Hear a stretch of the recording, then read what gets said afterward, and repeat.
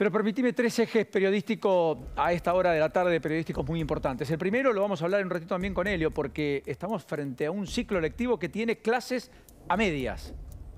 Y cuando uno dice clases a medias, ¿pero por qué? Si los chicos en la Ciudad de Buenos Aires van regularmente y en provincia también, de hecho ayer se firmó la paritaria. Bueno, vale la pena decir que algunos colegios están con problemas de infraestructura para poder afrontar el normal ciclo lectivo. Hoy hubo una movilización en La Matanza, sin ir más lejos, al Consejo Escolar, y hubo muchos colegios donde no dictaron clases por la alta ola de calor que además afecta, sin energía eléctrica o sin agua, ese dictado de clases en medio de colegios que además en muchos casos asisten a los chicos con alguna colación o con algún almuerzo, que no puede ser dado o suministrado en ese contexto de escasez del uso de gas. Ahora, más allá de esto que es aleatorio, aunque no menor, hay conflictos todavía no desanudados. En Río Negro, donde vuelven a sentarse en la paritaria a 3:30 de la tarde.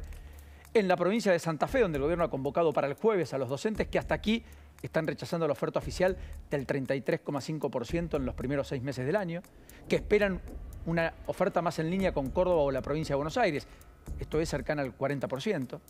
En Córdoba, recuerden que ayer rechazaron la oferta del gobierno provincial y van a más medidas de fuerza. Veremos si el gobierno provincial hace una oferta por encima del 40% que no aceptan, insisto, los gremios. Está el caso de Neuquén, donde muchos colegios tampoco están dictando clases por problemas de infraestructura. En una de cada 20 escuelas no se está dictando normalmente clases.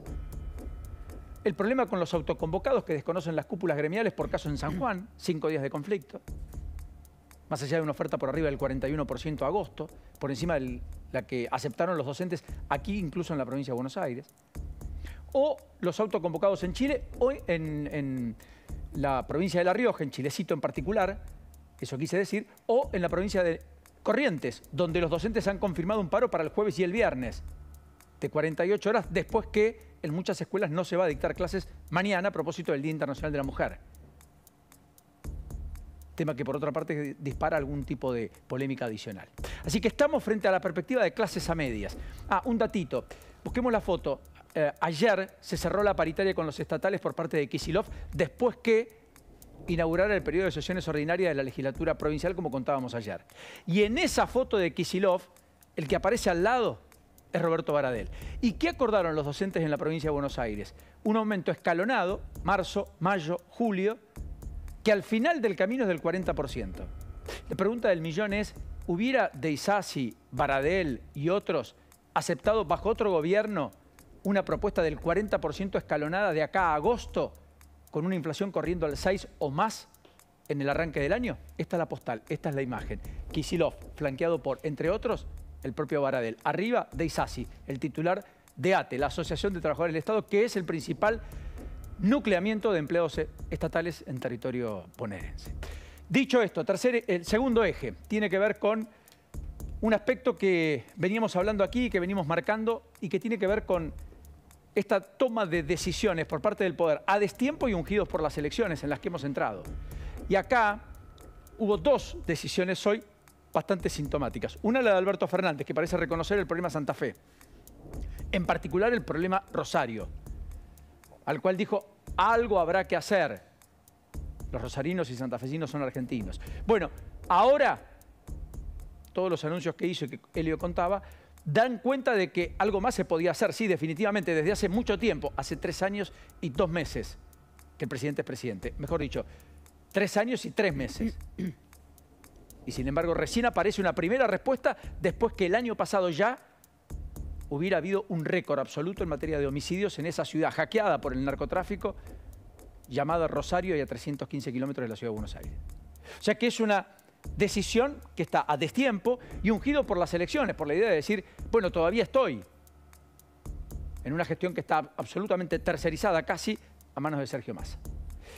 Y la otra decisión, también ungido por las circunstancias, es la de Rodríguez Larreta de hoy, que finalmente comunica y anuncia lo que muchos le venían reclamando, que es que pese al fallo de la Corte que no se hace efectivo, porque la Nación no cumple, le adeuda más de 45.000 millones de pesos, dice un propio informe de la Ciudad de Buenos Aires, que fue elevado a la justicia, al propio fiscal Ramiro González, que es el que pide información, que interviene en la causa.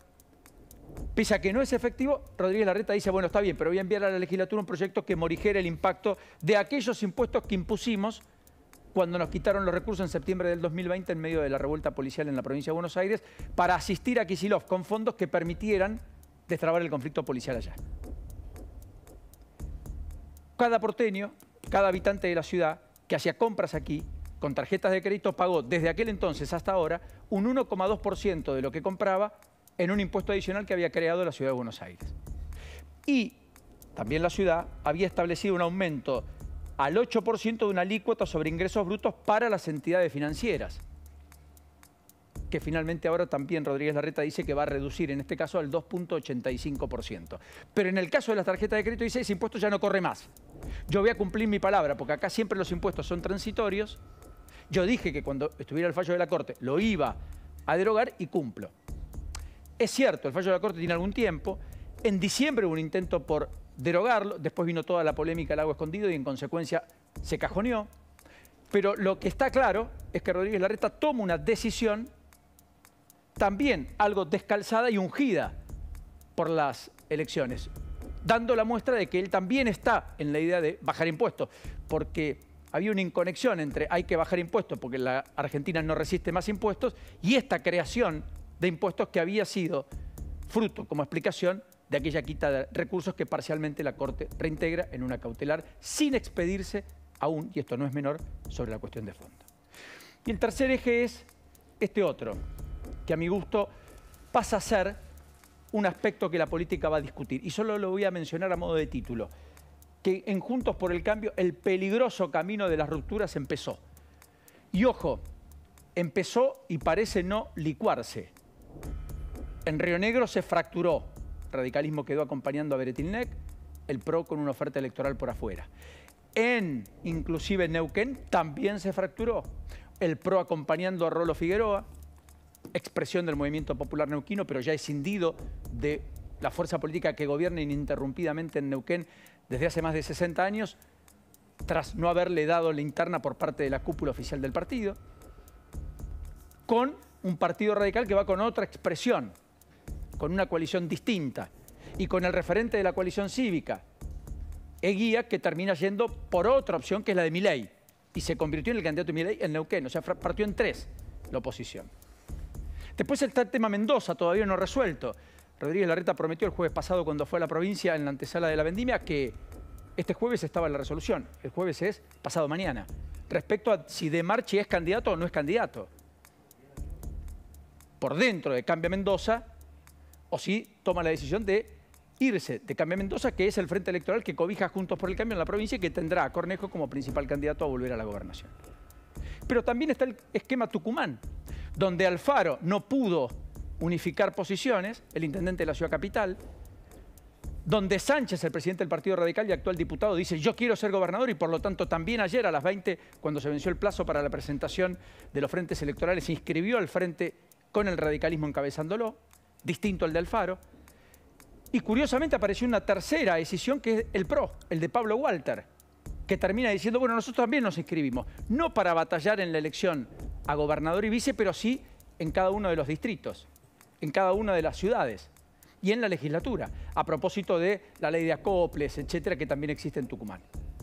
Todavía hay plazo para unificar una oferta, pero cada vez aparece más difícil. Y ayer hubo 2 reuniones frustradas entre los seguidores de Sánchez y los de Germán Alfaro, y no se pudieron poner de acuerdo. Y todos se acusan de ser funcionales ¿a quién? Al oficialismo, que va a intentar retener el poder el 14 de mayo en las elecciones generales, en una provincia que tampoco tiene paso, con lo cual le impide, si no es con un acuerdo, salvo hacer una paso como ocurrió en La Pampa, con muchos riesgos, resolver esa dinámica de discusión interna.